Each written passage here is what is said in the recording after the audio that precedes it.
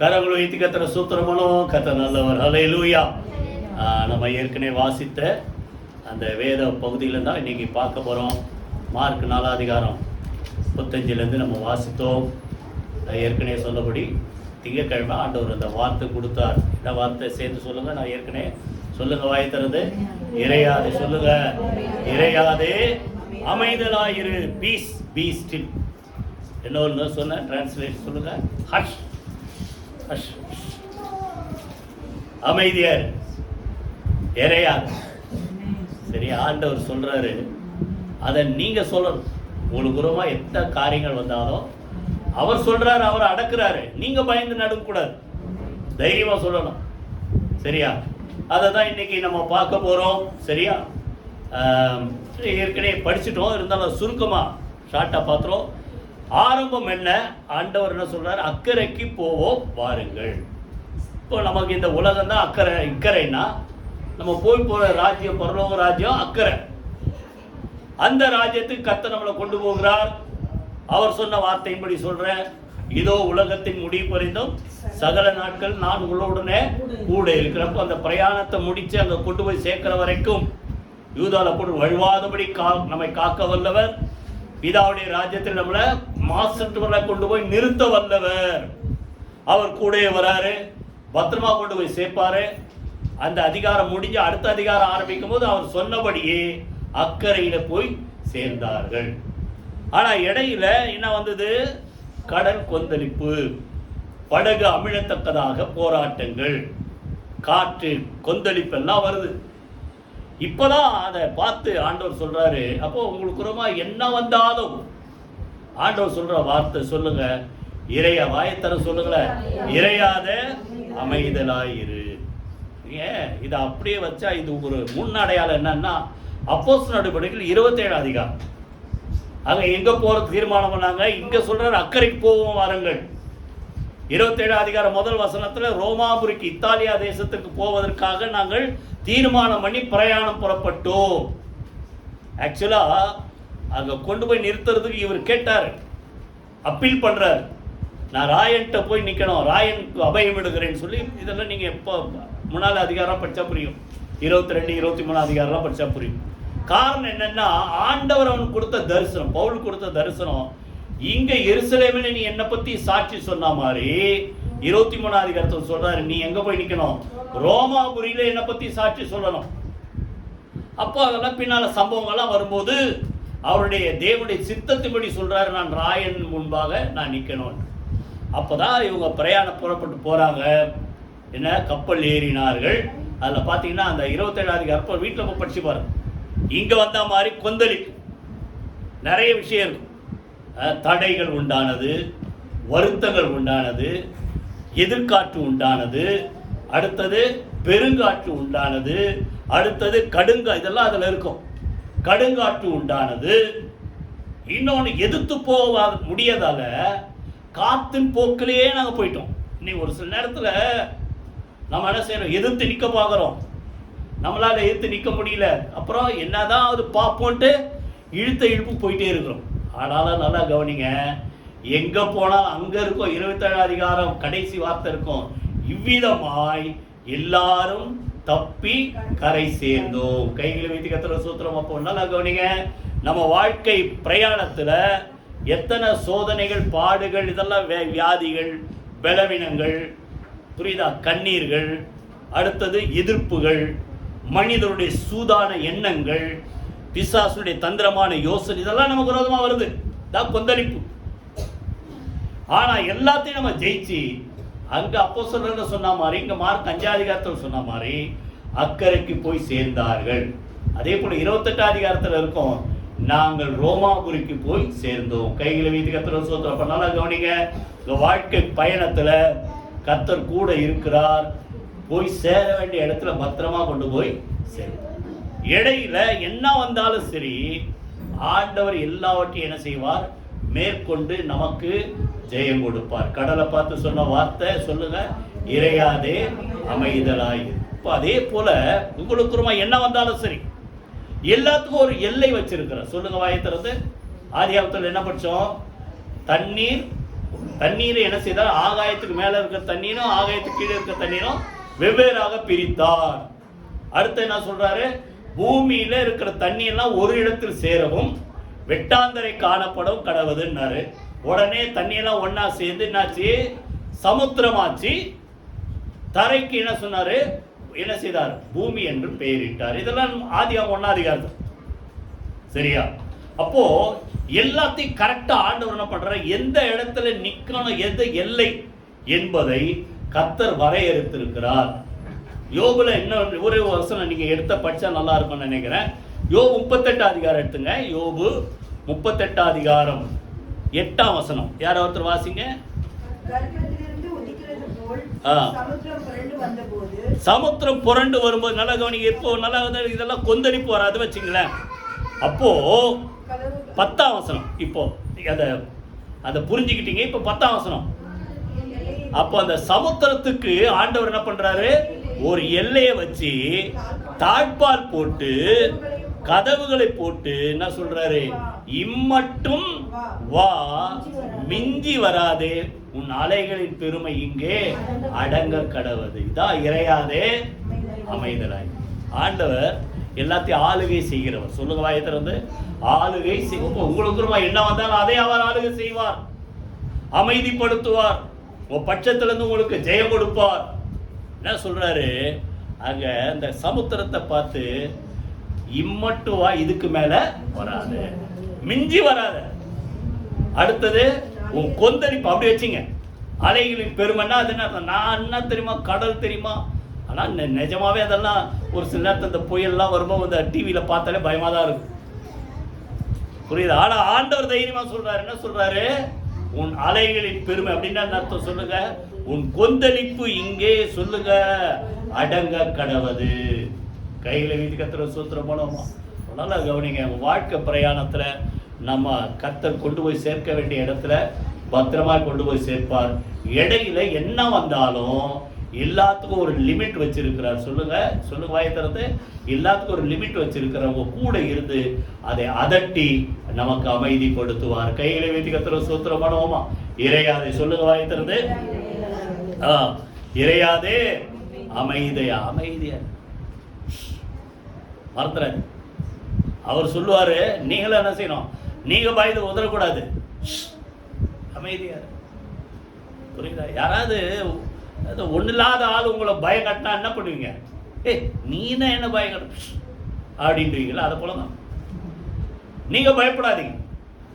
எத்தனை பேர் புரியுது? இப்போ 3 சூழ்நிலை, ரொம்ப இல்லை, 3 காரியம் உங்களுக்கு குரமா வரும்போது அதுல ஒரு லிமிட் வைக்கிறார் ஆண்டவர். சரியா? எத்தனை பேர் புரியுது? அதை அடக்குவார். சொல்லுங்க வாயை திறந்து. 2 விஷயம், அடக்குவார், லிமிட் வைக்கிறார். இப்போ ஒரு வசனம் வாசிங்க. எது? 25ஆம் அதிகாரம் ஏசாயா எடுத்துங்க. ஏசாயா 3 காரியம் பார்க்க போறோம். ஏசாயா 25ஆம் அதிகாரம் 4ஆம் வசனம் 5ஆம் வசனம் வாசிக்கும். நல்லா கவனிங்க. இது என்னது? முதல்ல உங்களுக்கு விரோதமா வருது கொடூரமான மக்கள். வாயத்தர சொல்லுங்க. கொடூரமான மக்கள். அவருடைய சீரல் மதுளை மோதி அடிக்கிற பெரு வெள்ளத்து இறைச்சல போல இருக்கும்போது ஏழைக்கு பலனும் நெருக்கப்படுகிற எளியவனுக்கு திடனும் பெருவெள்ளத்துக்கு தப்பும் அடைக்கலமும் வெயிலுக்கு ஒதுங்கும் நிழலுமானங்க பின்னால இருக்கும். கொடூரமான மக்கள் நம்ம புறமா எழும்பும் போது அவர் அடைக்கலமா இருக்கிறார். 2வது அங்க என்ன செய்வாரா? அடுத்த வசனத்துல அந்நியரின், அந்த 2வது லைன் வாசிங்க. அந்நியரின் வாசிங்க. அந்நியரின் மும்முரத்தை 5ஆம் வசனத்துல 2வது லைன், அந்நியரின் மும்முரத்தை தனிய பண்ணுவீர். அடுத்தது பின்னால கடைசி லைன்ல பலவந்தரின் ஆரவாரம் தனியும். சொல்லுங்க. இப்போ இதெல்லாம் கவனிங்க. எப்பேற்பட்ட ஆளுகளுக்குறமா எழுப்பினோம், நிச்சயமா உங்களோட பெரிய ஆளா தான் உங்களை பயம் காட்டுவான், சத்ருவா இருந்தாலும் சரி. அதான் அந்த பாட்டு பாடணும். வெள்ளம் போல சாத்தான் வந்தாலும் என்ன செய்வோம்? ஆமா, தேவ ஆவியார் நமக்கு என்ன செய்வார்? கொடியேற்றுவார். 59ஆம் அதிகாரத்தில் ஆண்டவர் சொல்றார் ஏசாயால, வெள்ளம் போல சத்ரு வரும்போது கர்த்தருடைய ஆவியானவர் அவனுக்கு என்ன செய்வார்? சொல்லுங்க. ஒரு கொடி என்னன்னு அர்த்தம்? லிமிட் பண்றார். அப்போ மனிதர்கள் கொடூரமான மனிதர். புரியுதா? அங்கே பார்த்தீங்கன்னா அந்த டிரான்ஸ்லேஷன் வச்சு சொல்கிறேன், கொடூரமான மனிதர்கள், கொடுமையான மக்கள், இன்னும் சொல்லப்போனால் வஞ்சகமாய் உங்களை கவிழ்க்க வேண்டும் என்று நினைக்கிறவர். சொல்லுங்க, அதெல்லாம் அந்த நான் நிறைய டிரான்ஸ்லேஷன் படித்ததால சொல்கிறேன். வஞ்சகமாய் உங்களை அழிக்க வேண்டும் என்று நினைக்கிற மக்கள் உங்களுக்கு விரோதமாக எழும்பும் போது ஆண்டவர் சொல்றாரு, பலவந்தரின் ஆரவாரம் தனியும், அந்நியரின் மும்முரத்தை கர்த்தர் அடக்குவார். கைகளை வைத்து கர்த்தர் ஸ்தோத்திரம். இப்ப அந்த மக்களை பார்த்து சொல்லுவார் ஆண்டவர், என்னது இறையாது சொல், மறந்துடாதீங்க. என்ன சொல்லுவாரு? இறையாது சொல்லிட்டே இருங்க, இறையாதே அமைதலாயிரு. ஏசாயால இன்னொரு வசனம் வாசி, 29 அதிகாரம் 20 வசனம், 29:20. யாராவது வாசிங்க, நல்ல கவனிங்க. கொடியன் அற்று போவான், சக்கந்தக்காரன் இல்லாமல் போவான். கொடியன் என்ன பண்ண, ஒண்ணு இல்லாம போயிடுவான். சக்கந்தக்காரன்னா என்ன அர்த்தம்னா, உங்களுக்கு ஒரு யாரோ ஒருத்தன் ஏதாவது கிளப்பி விட்டுவான், உங்களுக்கு பிரச்சனை வரும். கொடியவன் பிரச்சனையை கொடுக்கிறவன். எத்தனை பேர் புரியுது? கொடியவன் யாரு? எழுப்பி போராடுகிறவன். சக்கந்தக்காரன் யாருன்னா, இந்த போராட்டத்தை பார்த்து நீங்க கொஞ்சம் அப்படி பயந்து நடுங்கும் போது அதை பார்த்து பரியாசம் பண்றான் பாருங்க, அவன் தான் சக்கந்தக்காரன். ரெண்டு கூட்டம் இருக்கும். ஒருத்தனால பிரச்சனை வரும், இன்னொருத்தன் பிரச்சனை வந்தவன உங்களை பார்த்து ஏளனமா நகைக்கிற ஒரு கூட்டம். ரெண்டுத்தையும் கர்த்தர் இல்லாமல் போக பண்ணுவார். கையில் வீதி கர்த்தர் சுத்திரம் சொல்லுங்க. ஆண்டவர் அப்படிப்பட்ட சூழ்நிலையில என்ன சொல்றார் சொல்லுங்க, இறையாதே அமைதலாய் இரு. 124 சங்கீதத்துல 1-3 வரைக்கும் நீங்க வாசித்து பார்த்தீங்கன்னா, கொடுமையான மக்கள் நமக்கு யாரா எடுத்தீங்களா? 124 மனிதர்கள் நமக்கு விரோதமாக எழும்பும் போது கர்த்தர் நம்முடைய பட்சத்தில் இராவிட்டால், கர்த்தர் தாமே நம்முடைய பக்கத்தில் இராவிட்டால், அவர்கள் கோபம் நம்மேல் எருகையில் நம்மை உயிரோடு விழுங்கிருப்பாங்களாம். இதெல்லாம் நம்ம கடந்து வந்திருக்கிறோம். நானும் சரி நிக்கிறேன், நானும் சரி உட்கார்ந்துருக்க, நீங்கள் இதெல்லாம் கடந்து வந்திருக்கிறீங்க. அவங்க மாத்திரம் ஆண்டவர் அந்த சூழ்நிலையில் நம்ம கூட இல்லைன்னா நம்மளை என்ன பண்ணியிருப்பாங்க சொல்லுங்க, உயிரோட விழுங்கிருப்பாங்க. ஆனா கர்த்தர் நம்ம கூட இருந்ததால சொல்றாரு, நம்மை 6ஆம் வசனத்துல சொல்றாரு பாருங்க, நம்மை அவருடைய பற்களுக்கு இரையாக ஒப்பு கொடாது இருக்கிற கர்த்தருக்கு சோத்திரம். வேடருடைய கண்ணிக்கு தப்பின குருவியை போல கர்த்தர் நம்ம தப்புவித்தார். கரங்களை வைத்து கர்த்தர் சோத்திரம். முதல்ல யாரப்பா சொல்றாரு? இறையாத அமைதலாய். உங்களுக்கு ரொம்ப எத்தனை பெரிய ஆளா இருந்தாலும் சரி, அவன் என்னதான் உங்களுக்கு ரொம்ப உங்களால அவனை ஜெயிக்க முடியாது, ஆனா கர்த்தரும் கூட தான் நீங்க ஜெயிப்பீங்க. அவனை பார்த்து சொல்றாரு, இறையா சொல்லுங்க, அமைதலாய் இரு. கைகளை வைத்து கர்த்தர் சூத்திரமான என்ன ஒண்ணு. அதுக்கு அடுத்த சங்கீதம் 125 3ஆம் வசனம் யாரோ வாசிங்க. நீதிமான்கள் அநியாயத்திற்கு தங்கள் கைகளை நீட்டாதபடிக்கு ஆகாமயத்தின் கொடுங்கோல் நீதிமானுடைய சுதந்திரத்தின் மேல் நிலைத்திராது. அப்ப நல்லா கவனிக்க, இதை கொஞ்சம் புரிஞ்சுக்கணும். அநியாயத்துக்கு நீங்க கையை நீட்ட மாட்டீங்க.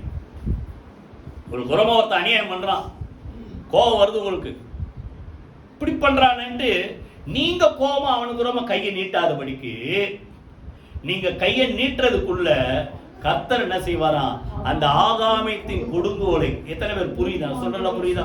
அந்த ஆகாமயத்தின் கொடுங்கோலை அற்று போக பண்ணுவார், நிலைத்திராது. காரணம், கர்த்தர் எருசலேமை சுற்றி மலைகள் இருக்கிறது போல. அதுக்கு 2ஆம் வசனம், எருசலேமை சுற்றி மலைகள் இருப்பது போல கர்த்தர் தம்முடைய ஜனங்களை சுற்றிலும் எப்போதும் இருக்கிறார். கைகளை வைத்து கர்த்தர் சூத்திரம் புரிஞ்சிச்சா உங்களுக்கு? எத்தனை கொடுமையான மக்கள் எழுப்பினாலும் நீங்க கையை நீட்டுறதுக்கு முன்னாடி அவர் நீட்டுறார், அவர் அதை விசாரிக்கிறார். அவனை பார்த்து அவர் சொல்லுவாரு, இறையாத சொல்லுங்க, அமைதியாயிரு. ஒரு சம்பவத்தை வாசித்து அடுத்தது போயிடுவோம். எல்லாருக்கும் தெரியும், ஏசாயால இருக்கும், 2 ராஜாக்கள் இருக்கும், 4ஆமத்துல இருக்கும். எசேக்கியா ராஜாவா இருக்கும்போது அசிரியால இருந்து ஒரு பெரிய மகாராஜா வந்தார். யாரு? சனகரிப். அவனுடைய சேனை தளபதி பேரு ரப்சாக்கே. பேரெல்லாம் மறக்காதீங்க. அந்த சனகரிப் கேவலமா பேசுறான். எசேக்கியா, நீ யாரை நம்பி இருக்கிற? இதெல்லாம் உங்களுக்கு ரொம்ப சொல்றாங்களா? உங்களுக்கு ஒரு பலன் இல்லாம இருக்கும்போது, எதிர்த்த திராணி இல்லாம இருக்கும்போது சொல்றாங்களா? என்ன நீ நம்பி இருக்கிற? ஆண்டவர் உன்னை உதவி செய்வாரா? தப்பு வச்சிருவாரா? இப்படிலாம் சொல்றான். நீங்க அதை படிக்கணும்னா ஏசாயா 36 அதிகாரத்திலிருந்து படிக்கணும். 36, 37 எல்லாம் படிச்சா புரியும். ஒரு சில வசனத்தை மாத்திரம் வாசிப்போம். நீங்க 37 அதிகாரத்தில் 28, 29 2 வசனத்தை வாசிங்க. 37 ஏசாயா 37 அதிகாரம் 28, 29. 37 அதிகாரம் 28, 29. உன் இருப்பையும் உன் போக்கையும் உன் வரவையும் நீ எனக்கு விரோதமாய் கொந்தளிக்கிறதையும் அறிவேன். நல்லா கவனிங்க. அவன் வீராப்பு பேசுறது யாருக்கு விரோதமா? எசேக்கியா ராஜாவுக்கு விரோதமா, இஸ்ரவேல் ஜனங்களுக்கு விரோதமா பேசலாம். இப்ப இதை யாரு தனக்கு எடுத்துக்கிறாரு? ஆண்டவர் அவருக்கு எடுத்துக்கிறார். நீ என்ன சொல்ற? எனக்கு விரோதமா கொந்தளிக்கிறியா? என்ன சொல்றாரு? எனக்கு விரோதமாய் வீராப்பு பேசி கொந்தளிக்கிறதை நான் அறிவேன். நீ எனக்கு விரோதமா 29 கொந்தளித்து வீரியம் பேசினது என் காதிலே ஏறின. இதெல்லாம் படிச்சு இதெல்லாம் புரிஞ்சுங்க. மனசுல அப்படியே அது கொண்டாடணும் அந்த வார்த்தை. ஒரு குருமா யாராவது பேசினா ஆண்டவர் ஏதாவது சொல்றாரு, நீங்க அவர்கிட்ட சொல்லிடணும். அவன் சொல்றான், நீ யாரை நம்பி இருக்கிற? கர்த்தர் தப்புவிப்பார் நம்புற. இதெல்லாம் 36 அதிகாரம் நீங்க படிச்சுப்பாரு. கர்த்தரால உங்களை தப்புவிக்க முடியாது. ஏன்னா நான் எத்தனையோ ராஜாக்களை ஜெயிச்சேன், எத்தனையோ ராஜ்யங்களை ஜெயிச்சேன். அவங்களுக்கெல்லாம் அடைக்கலம் அந்த தேவர்களால என்ன செய்ய முடியல. அவங்க என் கையிலிருந்து அவங்கள என்ன செய்ய முடியல, விடிக்க முடியல. முழுசா படிச்சாதான் புரியும். சுருக்கமா நான் சொல்றேன் அந்த சம்பவங்களை. அப்போ என் கைக்கு யாரால உங்களை தப்புவிக்க முடியும் பார்க்கலாம் அப்படின்னும் போது இதை யார் கேட்கிறாரு? ஆண்டவர் கேட்க. உடனே எசேக்கியாவுக்கு என்ன பண்றாரு? ஏசாயா தீர்க்கதரிசிட்ட சொல்றாரு. உடனே என்ன செய்யறாங்க? ஜனங்கள் போய் தேவனுடைய ஆலயத்துல போய் இந்த காரியத்தை ஆண்டவர் சமூகத்தில் சொல்றாங்க. கர்த்தாவே, அந்த வசனம் மாத்திரம் வாசிங்க. 37 அதிகாரம் 14. கர்த்தருக்கு முன்பாக ஆலயத்துக்கு போய் விரித்து. இப்போ 17 கர்த்தாவே 37, 17 செவியை சாய்த்து கேளும். கர்த்தாவே, உமது கண்களை திறந்து பாரும். சனகரில் ஜீவனுள்ள தேவனை நிந்திக்கும்படி சொல்லி அனுப்பின வார்த்தைகளை கேளும். என்ன சொல்றாங்க? ஆண்டவரே, எங்களுக்கு ரொம்ப கொந்தளித்து பேசுறான், நிக்க பலன் இல்லை. யோசபாத்தம் தான் சொல்றாரு, நீங்க கேளுங்க. கொந்தளித்து பேசுற வார்த்தைய நீங்க கேளுங்க. ஆண்டவரே, நீங்க எனக்கு உதவி செய்யுங்க போது இப்பதான் ஆண்டவர் அதை தனக்கு வந்த காரியமா எடுத்துக்கொண்டு 37 அதிகாரம் 28, 29 நீ எனக்கு விரோதமாய் கொந்தளித்து பேசினதை நான் அறிந்திருக்கிறேன் அப்படின்ட்டு ஆண்டவர் என்ன பண்றாரு? யார் அனுப்புற? ஒரே ஒரு, எத்தனை பேர் அனுப்புறாரு? ஒரே ஒரு தேவதூதன் அனுப்புறாரு. 37 அதிகாரம் 36 இருந்து 38 வரைக்கும் நீங்க வாசித்து பாத்தீங்க. வாசிப்போமா?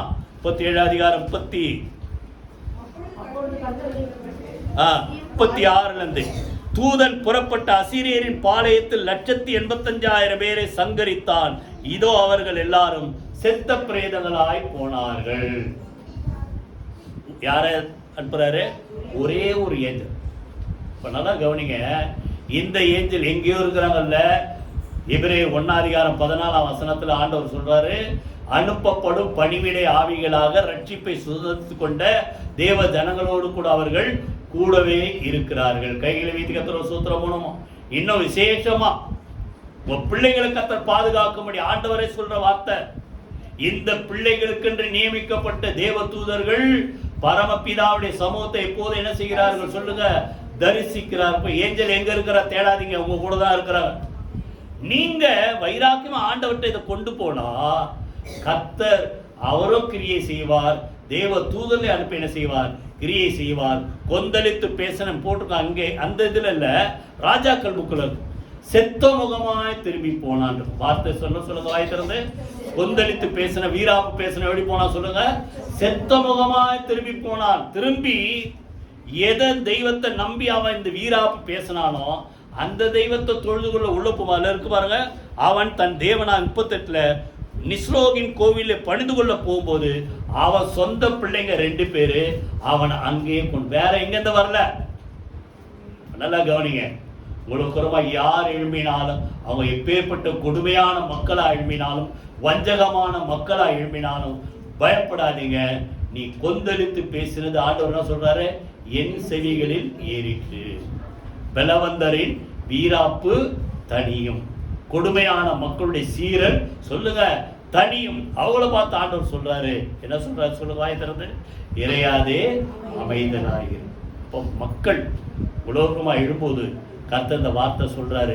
கர்த்தர் நமக்கு வாழ்க்கையில சமாதானத்தை கொடுப்பார். அதான் சொல்றாரு ரோமர், சமாதானத்தை கெடுக்கிற சாத்தானை உங்கள் கால்களில் என்ன செய்வார்? சீக்கிரமா உங்கள் கால்களுக்கு என்ன செய்வார்? நசுக்கி போடுவார். சரியா? ரெண்டாவது என்ன கொந்தளிப்பு? நமக்கு விரோதமா போராட்டங்கள், பாடுகள், உபத்திரவங்கள், பாரங்கள், கவலை, இதெல்லாம் வரும் ஒரு லிஸ்ட்ல. யார கேட்டா உன்னையும் சொல்லி எனக்கு இப்படின்னு பாரமா இருக்குது, கவலையா இருக்குது, பயமா இருக்குது. அடுத்தது நிம்மதி இல்லை, போராட்டம். இதெல்லாம் கர்த்தர் என்ன செய்வாரா? அமைதிப்படுத்துவார். கைகளை வைத்து கர்த்தர். இப்போ ஒரு வசனம் வாசிங்க இதுக்கு. சங்கீதம் 68 சங்கீதம் 19, 20. 68 சங்கீதம் எல்லாரும் எடுத்துட்டீங்களா? 68 சங்கீதம் 710 பக்கம் 19, 20. என்னாலும் ஆண்டவருக்கு சோத்திரம் உண்டாவதாக, நம்மேல் பாரம் சுமத்தினாலும் நம்மை ரட்சிக்கும் தேவன் அவரே. அப்போ பாரம் நம்மளை அழுத்துது. அந்த பாரம் உங்களை அழுத்தும் போது அந்த சூழ்நிலையில சொல்லுங்க, ஏன் பாரம்னா நான் ஏற்கனவே சொன்னது, கவலை, பயம், போராட்டம், பலவீனம், இதெல்லாம் நமக்கு வர பாரம். புரியுது? அதனால்தான் 55 சங்கீதத்துல கர்த்தர் மேல் உன் பாரத்தை வைத்து விடு, அவர் உன்னை ஆதரிப்பார், நீதிமானை ஒருபோதும் தள்ளாட விடும். அப்போ பாரம் உங்களுக்கு ரொம்ப போராடும். இன்னைக்கு ஒரு சிலர் பார்த்தா ஏதோ அப்படியே பறி கொடுத்தா மாதிரியே இருப்பான். என்ன இன்னும் அவங்க மனசுல என்னவோ நினைச்சிருக்கு, ஏதோ நினைப்பு இழந்தா மாதிரி இருப்பாங்க. அப்ப நல்லா கவனிங்க, கற்பனையிலேயே பயம். இது நிறைய பேர். இதெல்லாம் பார்த்து ஆண்டவர் சொல்றாரு, அந்த சூழ்நிலையில நம்மை ரட்சிக்கிற, சொல்லுங்க வாயை திறந்து, ரட்சிக்கிற தேவன் அவரே. 20 சொல்றாரு பாருங்க, அந்த பாரத்தினால உங்களுக்கு என்ன வராதான்? நம்முடைய தேவன் ரட்சிப்பை அருளும் தேவனாய் இருக்கிறார். ஆண்டவராகிய கர்த்தரால் மரணத்துக்கு நீங்கும் வழிகள் உண்டு. ரெண்டுத்தையும் சேர்த்து கம்பைன் பண்ணி யோசி, அப்ப புரியும். இந்த பாரங்கள் வரும்போது, அதனால்தான் எப்பக்கம் நெருக்கப்பட்டு நாங்கள் ஒடுங்கி போவதில்லை, மனமுறிவு அடைவதில்லை. இன்னைக்கு உலகத்துல இதெல்லாம் வரும்போது அவனுக்கு வழி தெரியாதால போய் வாழ்க்கை முடிச்சுக்கிறான். இந்த சூழ்நிலை நமக்கு வராத மாதிரிதான் எல்லாருக்கும் வருது. ஆனா நம்ம நீ இன்னைக்கு ஒரு நின்று கொண்டு இருக்கிறோம் அழியில. காரணம், அந்த சூழ்நிலையில மரணத்துக்கு நீங்களாக்கி விடுவிக்கிற கர்த்தர் நம்மோடு கூட இருக்கிறார். கைகளை வைத்து கர்த்தரை சூத்திரம் பண்ணுமா? அப்போ என்ன போராட்டம், பாரம், பயம், புரியுதா? இதெல்லாம் உங்களுக்கு விரோதமா வந்தாலும் அந்த சூழ்நிலையில கர்த்தர் உங்களோடு கூட இருக்கிறார். அதெல்லாம் ஒண்ணு புரிஞ்சுங்க. நான் அடிக்கடி சொல்ற வார்த்தை, இரவுன்னு ஒண்ணு இருந்தா பகல் ஒண்ணு. புரியுதா? நாங்கள், மோசே சொல்றாருல, நாங்கள் துன்பத்தை கண்ட நாட்களுக்கு சரியாக, தேவன் எங்களை சிறுமைப்படுத்தின வருஷங்களுக்கு சரியாக எங்களை என்ன செய்வீராக? மகிழ்ச்சியாக்குவீராக. 90 சங்கீதம், மோசேயுடைய சங்கீதம் 15 வசனம் சொல்றாரு. எவ்வளவு கஷ்டப்பட்டணும், அதுக்கு ஈடா நான் என்ன செய்யணும்? சொல்லுங்க, வாயத்தை நீங்க சொல்லுங்களேன். சந்தோஷப்படணும். புரியுதா? இப்ப எவ்வளோ நீங்க துன்பப்பட்டாலும் அது ஈக்குவலா அவங்கள மகிழ்ச்சியாக்குகிற தேவன். அந்த பாரத்தினால உங்க வாழ்க்கை என்ன செய்ய சொல்லுங்க முடியாது. போராட்டத்தில் உங்க வாழ்க்கை என்ன செய்யாது முடியாது. இப்போ மோசே அதை எழுதுறார். அவர் வாழ்க்கையில நடந்தது என்ன? 11 அதிகாரத்தில் நீங்க அப்புறம் படிச்சுப்பாரு. என்ன கேட்கிறாங்க? மன்னா வருது, எல்லாம் இருக்குது, நல்லா இருக்குது. அவன் சொன்ன ஒரு வார்த்தை, நம்ம சொல்ல, மன்னா சாப்பிட்டா இங்க மேல போய் தான் சாப்பிட்டு பார்க்க போறோம் எப்படி இருக்கு. அந்த மன்னா அவங்களுக்கு எப்படி இருந்துதான்? மனசுக்கு வெறுப்பா இருந்துதான். டெய்லி கொடுத்தா அவங்க நம்ம ஆளுங்களுக்கு எல்லாமே வெறுப்பா தான் இருக்கும். ஃபர்ஸ்ட் டைம் நீங்க ஏதாவது சமையல் பண்ணி புதுசா செஞ்சு, ஆஹா இப்படிலாம் இருக்குதா, இதெல்லாம் இருக்குதான்னு. அதே ஒரு 4 நாளைக்கு தொடர்ந்து கொடுத்து பாருங்க, இதே சாப்பிட்டு சாப்பிட்டு இப்படிதான் அவங்களும் சொன்னாங்க. தேவ தூதருடைய சாப்பாடை இவன் சாப்பிட்டான். ஆனா அவன் சொல்றான், ஒரு வருஷம் கூட ஆகல, மனசுக்கு வெறுப்பா இருக்குது. எதை நினைக்கிறோம்? அங்க மீன்களையும் மச்சங்களையும் கொம்மட்டி காய்களையும் வெங்காயத்தை நல்ல டேஸ்டா கொடுத்தா இவன் புத்தி எங்க போகுது? அங்க அதெல்லாம் சாப்பிட்டவன். இறைச்சி கொடு, கறி கொடு, பார்த்து அழுகுறாமா. ஓ இவரு உடனே இவர் அழ ஆரம்பிச்சார். யாரு? மோசே அழ ஆரம்பிச்சார். என்ன பார்த்து கேட்குறாங்கன்னா எங்க போவேன், நீங்க எதாவது அழுவாதீங்க, ஜெபம். புரியுதா? அப்போ அவர் ஒரு வார்த்தை சொல்றாரு, இத்தனை பேருடைய பாரத்தை நான் ஒருவனாய் தாங்க. வசனத்தை நோட் பண்ணீங்க. என்ன 11 அதிகாரம் 14 17 வரைக்கும் நானே சொல்றேன். இவ்வளோ பாரத்தை என் மேல சுமத்திட்டீங்க, என்னால தாங்க முடியாது. இது என்ன பாரம் சொல்றாரு? இது மிஞ்சின பாரம். எத்தனை பேர் சொல்லிருக்கீங்க, ஆண்டவரே நான் தான் கட்சேனா அந்த வீட்டுக்கு, எல்லாம் நான் தானா, எல்லாம் நீங்க தான், வேற யாரும் இல்லை. புரியுதா? அப்போ நான் ஒரு ஆளால என்ன செய்ய முடியாது, தாங்க முடியாது, இது மிஞ்சின பாரம். அவர் சொன்ன மாதிரி நீங்க சொல்றாதீங்க, இந்த மிஞ்சின பாரத்துல என்னால தாங்க முடியல, அதனால நீங்க என்ன செய்யுங்க, இப்பவே கொண்டு போட்டுருங்க. இப்படி ஆண்டவருக்கு ஜபத்துக்கெல்லாம் பதில் கொடுத்துருந்தா இன்னைக்கு வரைக்கும் இப்போ வந்திருப்பீங்களா? இங்க எத்தனை பேர் சொல்லியிருப்பீங்க? எலியாவே சொல்றார், ஆண்டவரின் பிதாக்களை பார்க்க நான் நல்லவன் இல்ல, போய் சாவ விரும்பி உட்கார்ந்துட்டார் சூரச்செடிக்கு. அதுக்கப்புறம் தான் முக்கியமான சம்பவம்லாம் நடக்குது அவங்க வாழ்க்கையில. அப்போ நீங்க எத்தனை தடவை இதெல்லாம் சொன்னீங்களோ அதுக்கு பிறகுதான் உங்க வாழ்க்கையில முக்கியமான காரியங்களை கர்த்தர் செய்ய போறார். கைவேதிகத்துல சூத்திரம் பண்ணுவோமா? அப்போ பாரம் அவளை அழுத்துது. என்ன பாரம் சொல்லுங்க? மிஞ்சின பாரம். இததான் சொல்றாரு 68ஆம் சங்கீதத்துல, பாரம் சுமத்தப்படுகிற நேரத்துல நம்மை ரட்சிக்கிற தேவன் சொல்லுங்க அவரே. நம்ம எல்லாருக்கும் ஒரு அப்பதான் அங்க சொல்றாரு, உன் பாரத்தை நீ சுமக்க முடியல, உன் பாரத்தை கொஞ்சம் என்ன செய்ய, உனக்கு ரிலீஸ் பண்ண, நீ மாத்திரம் சுமக்காதபடிக்கு இன்னொரு 70 பேரை எழுதி கொடு. மூப்பர்கள் 70 பேர் மேல என் ஆவியை ஊத்துற, அவங்களும் சேர்ந்து உன்னோட கூட சேர்ந்து என்ன செய்வாங்க, சப்போர்ட்டா நிப்பாங்கட்டு 70 பேரை ஏற்படுத்துறாங்க. அப்ப நீங்க ஆண்டவரே அந்த 70 பேர் எங்கப்பா, எங்க வீட்டுல மொத்தமே 4 பேர் தானே நினைக்காதீங்க. புரியுதா? 70 பேர் இல்லைங்க, எல்லாத்துக்கும் ஒருத்தர் போதும். நம்ம ஆண்டவர் வாய்த்தர் சொல்லுங்க, நம்ம ஆண்டவர் ஒருத்தர் போதும். அவர் என்ன சொல்றாரு? வருத்தப்பட்டு சொல்லுங்க, வருத்தப்பட்டு பாரம் சுமக்கிறவர்களே நீங்கள் எல்லாரும் என்னிடத்தில் வாருங்கள், நான் உங்களுக்கு இளைப்பாறுதல் தருவேன். எங்கேயும் போயிடாதீங்க 70 பேரை தேடி. சரியா? கர்த்தர் கூட இருக்கிறார், எல்லாவற்றிலிருந்து நம்மை ரட்சிக்கிற தேவன் அவர். அப்ப நல்லா கவனிங்க, அந்த பாரம் உங்களுக்கு விரோதமா போராட்டங்கள் வந்தாலும், தாங்க முடியாத சூழ்நிலை வந்தாலும், அதுலயும் ஒரு லிமிட் வச்சிருக்காரு. அதான் அந்த யோபுல, இம்மட்டும் வா, மிஞ்சி வராத, தாப்பால் போட்டு அலைகளின் பெருமை அடங்க கடவுது, மார்க்ல இறையாதே அமைதலாயிரம். அப்போ போராட்டம், பயம், அடுத்தது பாரம் வந்தாலும் அதுலயும் ஒரு லிமிட் கத்த வைக்கிறேன். இதை நான் யோசிச்சு இருக்கும் போது, இந்த வாரம் முழுசுமே இதை தான் நான் யோசிச்சு எழுதியிருக்கேன். அப்போ என் இறைவன் ஆண்டவர் பேசுனது, யோபுக்கு போராட்டம் வந்து ஏன் வந்ததுன்னு அவனுக்கே தெரியாது. அழிக்க நினைக்கிறான், சுபாவா யோபு பயந்து நடக்கிறான். யோபு 1ஆம் அதிகாரம் 10ஆம் வசனம், நீர் அவனை ஆசீர்வதித்து கையில் கிரியை பெருகி இருக்கிறது, அவனை அவனுக்கு உண்டான எல்லாவற்றையும் சுற்றி வேலி அடைக்கலையா? அவன் கண்ணுக்கு எது உறுத்துது? யோபுக்கு விரோதமா ஒன்றும் பண்ண முடியலையே, என்ன இருக்குது? வேலி இருக்கு. அப்ப நல்லா கவனிங்க, உங்களுக்கு புறமா ஒருத்தன் உறுத்துறான், ஏதாவது பண்ணணும்னு துடிக்கிறான்னா, ஒண்ணு நினைச்சிங்க, பயப்படாதீங்க. ஒண்ணு நினைச்சிங்க, உங்க கூட ஆண்டவர் இருந்து உங்களை ஆசீர்வதிக்கிறதால தான் அவனுக்கு பொறாம வருது. எத்தனை பேர் புரியுது? உறுத்துது, வேலி அடைச்சிருக்கார, போக முடியல, ஒன்றும் பண்ண முடியலையே, அவர் பெர்மிஷன் இல்லாம ஒன்றும் பண்ண முடியாது. இப்போ வர பாயிண்ட், அப்போ அவனை நான் ஏதாவது பண்ணி உங்களை உரமா தூஷிக்க வைக்கிறேன் பாருங்கன்னு. அதுல 1ஆம் அதிகாரம் 11ஆம் வசனம், யாராவது எடுத்தீங்கன்னா படிங்க. அவனுக்கு உண்டான எல்லாவற்றையும் தொடுவீரானால் தூஷிக்கிறானா பாருங்கன்ட்டு சேலஞ்ச் பண்றான். வேலி அடைச்சிருக்கிறீங்களா, அந்த வேலியை கொஞ்சம் ரிலீஸ் பண்ணுங்க, நான் கொஞ்சம் அவனுக்கு விரோதமா ஏதாவது பண்றேன். இப்போ நல்லா கவனிங்க, பாரம் சுமத்தினாலும் ரட்சிக்கிற தேவன் அவரே. பாரம் நம்மளை அழுத்தாதபடிக்கு அதுக்கு ஒரு லிமிட் வச்சு புரிஞ்சுங்க அந்த பாயிண்ட.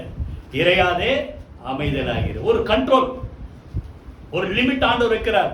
இங்க பிசாசு கிட்ட ஒரு சொல்றாரு, என்ன சொல்றாரு? 12ஆம் வசனம், எல்லாவும் கையில இருக்குது, ஆனாலும் அவன் மேல மாத்திரம் கையை நீட்டாரு. பர்மிஷன் கொடுக்கிறாரு, இதெல்லாம் படிச்சிருக்கீங்களா? பர்மிஷன் கொடுக்கிறாரு, ஆனா ஒரு லிமிட். அவனுக்கு உண்டானதெல்லாம் சோதித்துப்பார், ஏதா எடுத்துப்பார், ஏதா டேமேஜ் பண்ணிப்பார். ஆனா யார் மேல கை வைக்கக்கூடாது, அவன் மேல மாத்திரம் கை வைக்கக்கூடாது. அதே போல இவன் போனா எல்லாத்தையும் அழிச்சா, வீடெல்லாம் இடிஞ்சுது, ஆஸ்தியெல்லாம் போச்சு, ஒட்டகம் கழுதைகள் எருதுகள் எல்லாம் ஓட்டின்னு போயிட்டாங்க சபையர் இவனெல்லாம் வந்து. அடுத்தது பிள்ளைங்க போச்சு, இவனுக்கு இன்னும் அடங்கல. எவ்வளவு பொறாம பாருங்க சாத்தான், அடங்கல. நீங்க எல்லாத்தையும் கொடுத்துருவான், அவனை தொட்டு பாருங்க அப்படின்னா எப்படி வரா பாருங்க. அவன் அதுக்காக பயந்துறாங்க, எனக்கு இப்படிலாம் வருமா? பயப்படாதீங்க, அதெல்லாம் நம்ம படிக்கணுன்றதுக்காக தான் ஒரு இது எடுத்துக்காட்டு யோபு சரித்திரம். உங்களுக்கெல்லாம் வராது, பயப்படாதீங்க, சரியா? இப்ப என்ன சொல்றா? அடுத்தது 2ஆம் அதிகாரம் 5ஆம் வசனம் வாசிங்க. இப்போ 2வது பாயிண்ட்க்கு வரான். அவன் எலும்பை அவன் சதையை தொடு, அவனை தொட்டு பாருங்க, அவன் தூஷிக்கிறானா இல்லையா பாரு. இப்போ என்ன பண்றது? ஆண்டவர் யோசிக்க, அவருக்கு தெரியும் யோபு என்ன செய்ய மாட்டான், தூஷிக்க மாட்டான். அப்போ ஒரு லிமிட் சொல்றாரு. என்ன சொல்றாரு? 6ஆம் வசனம், கர்த்தர் சாத்தானை நோக்கி, இதோ அவன் உன் கையில் இருக்கிறான், ஆனாலும் அவன் பிராணனை மாத்திரம் தப்ப விடு. அவனை தொட்டு ஏதாவது வியாதி பருக்கள் இதெல்லாம் அலோ பண்றேன், ஆனா அவன் உயிரை எடுக்கிறதுக்கு நான் என்ன செய்ய மாட்டேன். அதுக்காக ஆண்டவர் உயிரை மாத்திரம் வச்சுட்டு வியாதி கொடுப்பாருன்னு யோசிக்காதீங்க, அப்படி இல்லை. எதுக்கு சொல்றேன்னா, எல்லாத்துக்கும் ஒரு லிமிட் ஆண்டவர். சொல்லுங்க வாயை திறந்து, இதை சொல்லுங்க வாயை திறந்து. எல்லா வாயை திறக்க மாட்டேன், எல்லாத்துக்கும் ஒரு லிமிட் ஆண்டவர் வச்சிருக்கிறார். இம்மட்டுவா மிஞ்சி வராத அலைகளின் கொந்தளிப்பு அடங்க கடவுது. இப்போ உங்களுக்கு ரொம்ப என்ன வருதோ நீங்க உங்களுக்கு தான் தெரியும். என்ன சொல்றாரு? இறையாதே, சொல்லுங்க வாயை திறந்து, இறையாதே அமைதலாயிரு. புரியுதா? எத்தனை பேர் புரியுது? இப்போ போராட்டம் வந்தாலும், பயங்கள் வந்தாலும், பிரச்சனைகள் வந்தாலும், பாடுகள் வந்தாலும், உபத்திரவங்கள் வந்தாலும், சோதனைகள் வந்தாலும், எல்லாத்துக்கும் ஒரு லிமிட்டை கர்த்தர் வச்சிருக்கிறார். கைகளை வைத்து கர்த்தர் சூத்திரம் போனோம். 3வது கடைசியா பார்த்து முடிச்சிருவோம் சீக்கிரமா. எரேமியா 30ஆம் அதிகாரம் 11ஆம் வசனம். எரேமியா 30ஆம் அதிகாரம் 11. 3வது லிமிட். கர்த்தர் சொல்லுகிறார், உன்னை சிதறடித்த எல்லா ஜாதிகளையும் நான் நிர்மூலமாக்கு. நல்லா கவனிங்க, நல்லா கவனிங்க. உனக்கு ரோமா போராடின மக்கள் இதெல்லாம் நம்ம பார்த்துட்டோம். கொந்தளித்து வீரியம் பேசலாம், கர்த்தர் அடிச்சார். இப்ப இங்க சொல்றாரு, எரேமியாவை பார்த்து இல்லைன்னா இஸ்ரவேல் ஜனங்களை பார்த்து சொல்றாரு, உனக்கு ரோதமா எழும்பின மக்களை நான் செய்வேன், நிர்மூலமாக்குவேன். உன்னையோ நான் நிர்மூலமாக்காமலும் முற்றிலும் தண்டியாமல் விடாமலும் மட்டாய் தண்டிப்பேன். ஏதோ பிரச்சனை இவங்க செஞ்சதால் தான் வந்தது அது. அப்போ வந்த உடனே எதிரிகள் இவங்களை அழிக்க நினைக்கிறாங்க, அவங்களை இவர் நிர்மூலமாக்குறாரு. தேவ ஜனங்களை இல்லை. நல்லா புரிஞ்சுங்க இந்த கருத்தை. தேவ ஜனங்கள் ஆண்டவருக்குறமா ஏதோ காரியங்கள் செஞ்சாங்க. எரேமியா அந்த சம்பவம் நடக்கும்போது தேவனை விட்டு போயிட்டாங்க, ஆலயத்தை மறந்தார்கள். கர்த்தர் புறஜாதிகள் மத்தியில் என்ன செய்தார்? ஒப்பு கொடுத்தார் பாபிலோன் தேசத்தில். இப்போ நல்லா கவனிங்க, உன்னை அழிக்க நினைச்ச ஜாதிகளை நான் நிர்மூலமாக்குவேன், உன்னை நான் நிர்மூலமாக்க மாட்டேன். அதுக்காக நீ செஞ்ச தப்புக்கு உன்னை தண்டிக்காமலும் விட மாட்டேன் அப்படின்னு அர்த்தம். நீ செய்யறதெல்லாம் செய், நான் உன்னை ஆசீர்வதிச்சுட்டே ஆசீர்வதிப்பேன்னு சொல்றாரு. புரியுதா? எத்தனை பேர் புரியுது? அப்போ நீ செஞ்ச காரியங்களுக்கு தண்டிக்காமலும் விட மாட்டேன், அதுக்காக முற்றிலும் அழிச்சு நிர்மூலமா மாக்க மாட்டேன். எப்படி தண்டிப்பேன்னு சொல்றாரு? மட்டாய். சொல்லுங்க வாயை திறந்து, மட்டாய் தண்டிப்பே. கைகளை எழுதி கத்திர சூத்திரம் பண்ணுவோமா? அதிலேயே எரேமியால 10:24 10ஆம் அதிகாரம் 24. என்னை தண்டியும் நான் அவமாய் போகாதபடிக்கு கோபத்தினாலே அல்ல மட்டாய் தண்டியும். எப்படி? அதாவது அடுத்த கேட்பான், என்ன இப்படி பண்ணிட்டான், அவனை ஒன்றும் பண்ணாம இருக்கு, கண்டுக்காம இருக்கிறீங்க. இப்போ உங்க வீட்டில் 2 பிள்ளைங்க இருக்கு வச்சுங்க. 2 பிள்ளைங்களுக்கு சண்டை வந்துச்சு. ஒன்று போட்டு சின்னதோ பெருசோ ஒன்று போட்டு ஒன்று அடிச்சிச்சு. பெருசு சின்னதை போட்டு அடிச்ச உடனே சின்னது என்ன பண்ணோம்? சரி, சின்னது பெருசு அடிச்சாலும் சரி, புரியுதா? என்ன பண்ணோம்? உங்ககிட்ட வந்து நிற்கும், என்ன அடிச்சிட்டா. என்ன பண்ணு, அவனை நீ அடி, விட்டா பெரம்போட எடுத்தாந்து கொடுத்துரும். அடி அவனை, நான் பார்க்கணும். நீங்க என்ன பண்ணுவீங்க? கோபம் எழுப்பி அடிச்சு சாவச்சிருவீங்களா? சொல்லுங்க. எத்தனை பேர் புரியுது? நிர்மலமாக்க மாட்ட. ஆனா இவன் கேட்கறான், பண்ண தப்புக்கு தண்டனை கொடுக்காம இருக்கிறிய, அவனை அடின்னு சொல்லும் போது சொல்றாரு, எப்படி தண்டிப்பாரா சொல்லுங்க? மட்டாய். நல்ல ஆளா இருந்தா அதை அடிக்கிற மாதிரி அடிச்சு பின்னால வச்சு முதுகுல வச்சு, நானே பார்த்துருக்கேன்.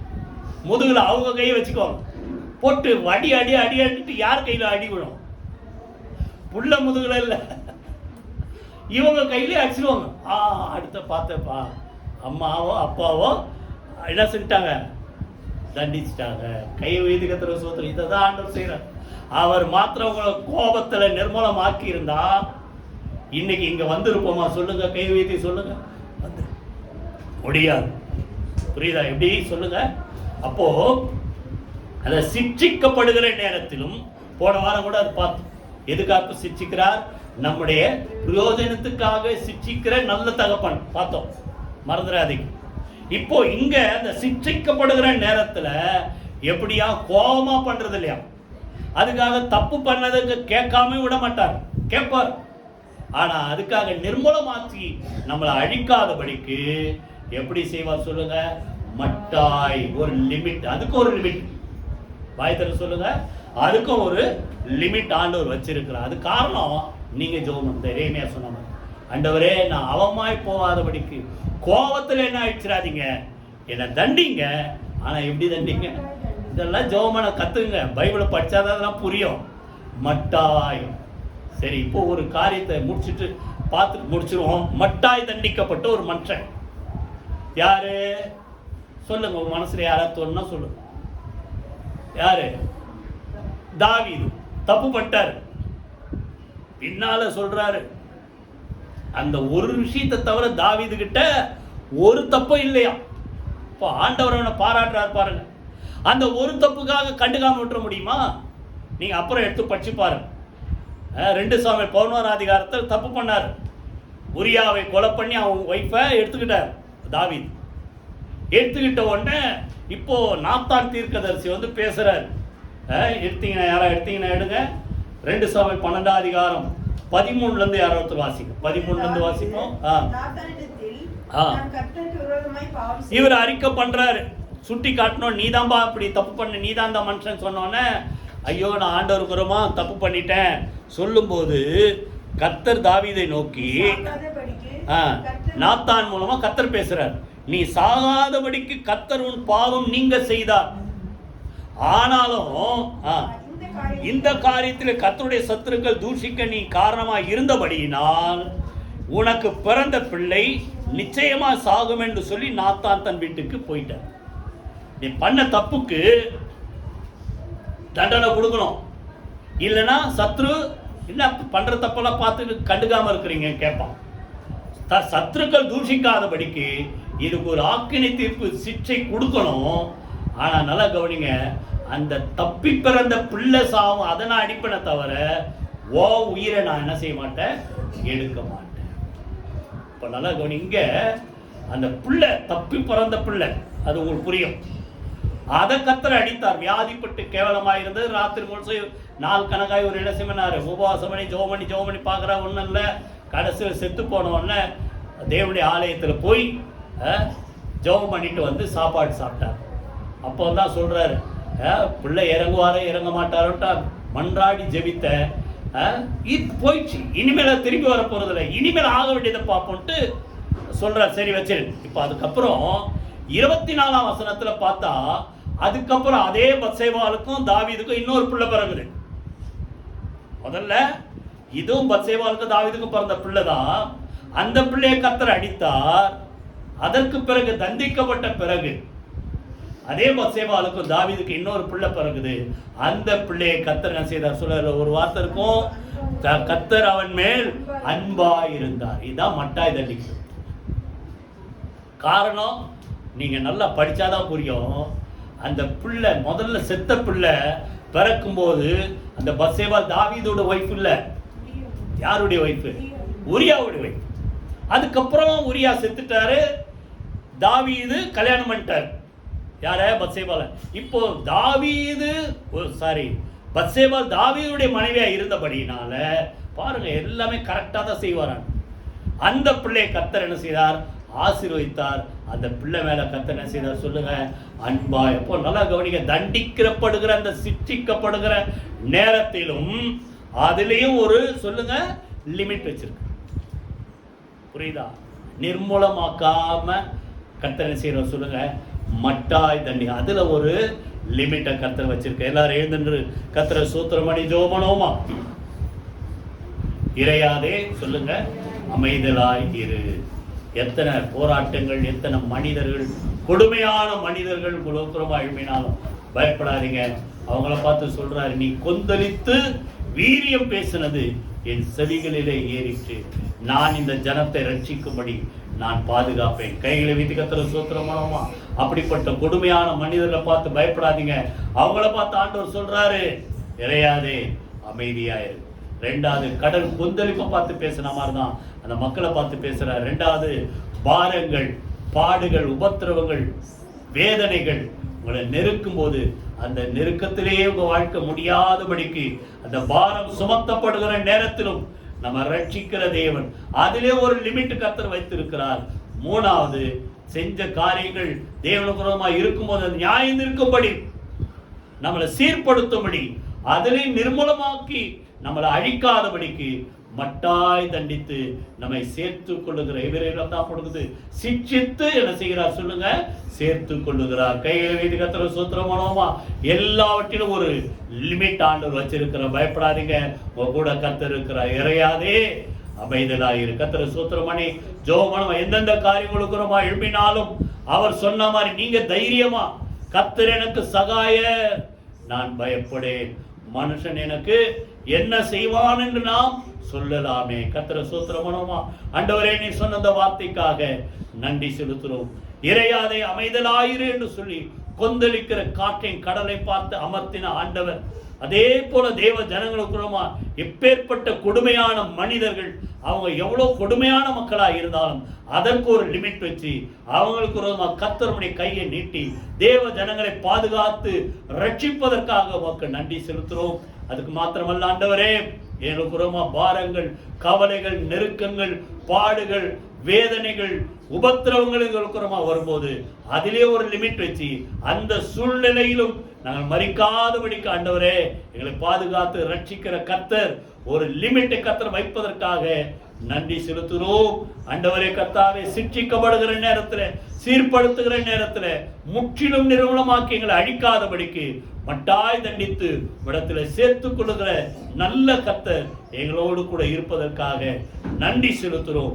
ஒவ்வொரு காரியத்திலும் கர்த்தர் கூட இருந்து நடத்துவீராக. தேவ ஜனங்கள் எதை பார்த்து பயந்து கலங்காதபடிக்கு நீர் சொன்ன வார்த்தை மேல நம்பிக்கை வைத்து விசுவாசத்தோடு ஜெபித்து ஜெயம் எடுக்க கிருபைத்தார்.